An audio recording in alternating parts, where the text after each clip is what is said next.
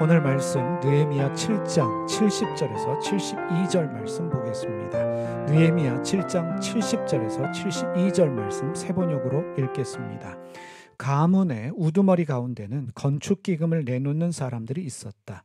총독도 금 1000다릭과 쟁반 50개와 제사장 예복 530벌을 창고에 들여놓았다. 각 가문의 우두머리들이 공사를 위하여 창고에 바친 것은 금이 20,000다릭이요 은이 2200만회였다. 나머지 백성이 바친 것은 금이 20,000다릭이요 은이 2000만회요 제사장의 예복이 67벌이다. 우리가 읽은 느헤미야 7장 70절에서 72절의 말씀은 예루살렘 성벽 공사에 들여진 재정들, 현물들을 기록하고 있습니다. 가문의 우두머리, 가문의 어른들이지요. 지역 유지라고 말할 수 있는 귀족들이고 부자들인데 이들이 건축기금을 내놓았다라고 말하고 있습니다. 그들은 금과 은을 내놓았고 백성들도 금과 은 그리고 제사장의 예복을 헌물했습니다. 총독이 등장합니다. 총독도 금 그리고 쟁반 제사장 예복을 헌물했는데 여기서 총독은 느헤미야 자신을 말하고 있습니다. 예루살렘 성벽 공사 52일 만에 마쳤지만 이 공사가 충분한 예산을 가지고 진행된 공사는 아니었습니다. 유대 왕국은 이미 망한 나라였습니다. 바벨론에 의해서 이미 멸망했고 지금도 페르시아의 지배를 받고 있습니다.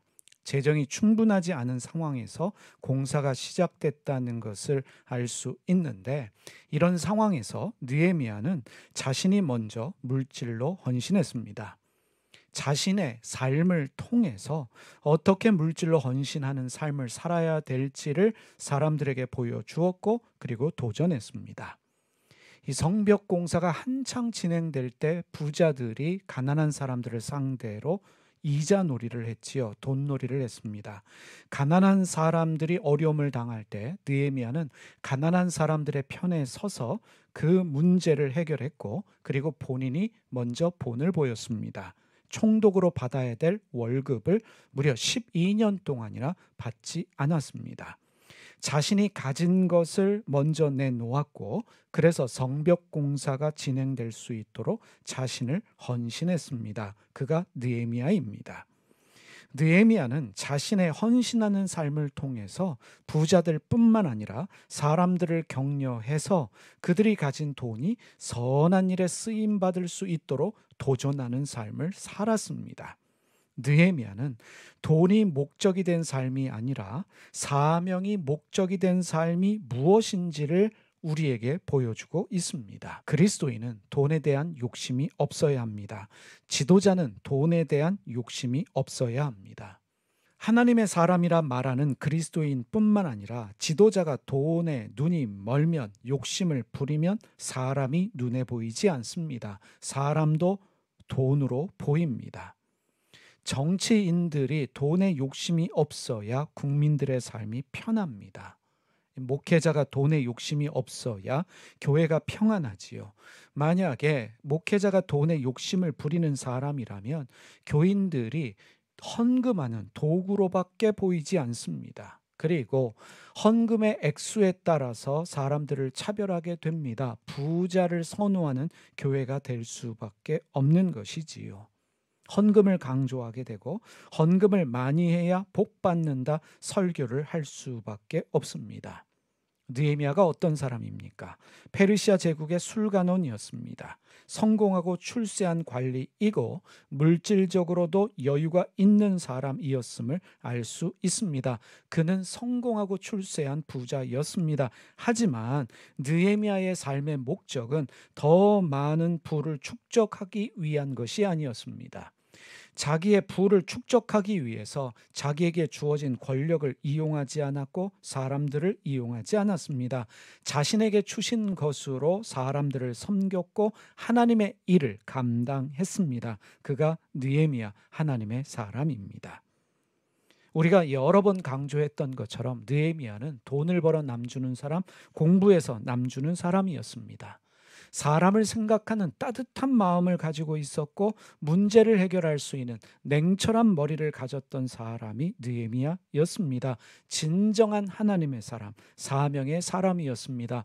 그리스도인으로 본받아야 될 성경의 모델이라 말할 수 있는 사람이 느헤미야입니다.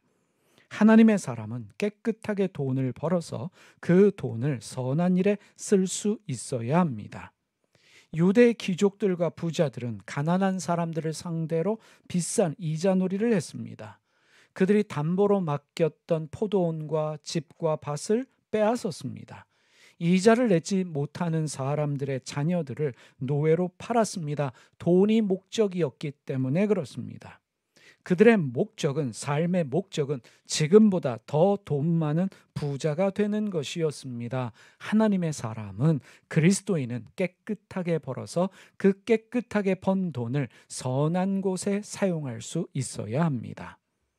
돈을 사랑함이 일만하게 뿌리다 성경이 말하고 있습니다. 모든 악의 근원이 돈을 사랑하는 것입니다. 돈을 사랑하면, 돈이 전부가 되어지면 교회가 타락합니다. 교회만 타락하는 것이 아니라 교인들도 타락하지요. 돈을 위해서 기도하고 돈을 위해서 신앙생활하는 어리석은 일을 하게 됩니다. 우리는 돈을 사랑하는 것이 아니라 하나님을 사랑하고 이웃을 사랑해야 합니다. 그 마음으로 돈을 벌어야 합니다. 오늘 일터에서 수고하는 목적이 무엇입니까? 돈을 벌어서 선한 일에 사용하기 위함입니다. 돈을 벌어서, 깨끗하게 돈을 벌어서 좋은 일에, 선한 일에 쓸 수 있는 여러분들이 되시기를 바랍니다. 그리스도인들은 돈 버는 일에 열심히여야 합니다. 직장 생활에 최선을 다해야 합니다. 주어진 노동이 예배인 줄 알고 열심으로 감당해야 합니다. 돈을 벌고 모으는 일에도 열심이지만 돈을 쓰는 일에도 열심히여야 합니다. 어디에 써야 합니까? 선한 일에 사용해야 합니다. 자기를 자랑하고 자기 의를 드러내기 위해서 선한 일을 하는 것이 아니라 주님의 뜻이기 때문에 주님의 마음을 가지고 나누고 베풀 수 있어야 합니다. 주님이 감동 주시는 곳에, 주님이 원하시는 곳에 나누고 베풀 수 있는 삶을 살아야 합니다. 무엇보다도 오른손이 하는 일을 왼손이 모르게 해야 합니다. 예수님의 말씀입니다. 마태복음 6장 3절과 4절 말씀 읽겠습니다. 너는 구제할 때에 오른손이 하는 것을 왼손이 모르게 하여 내 구제함을 은밀하게 하라. 은밀한 중에 보시는 너희 아버지께서 갚으시리라.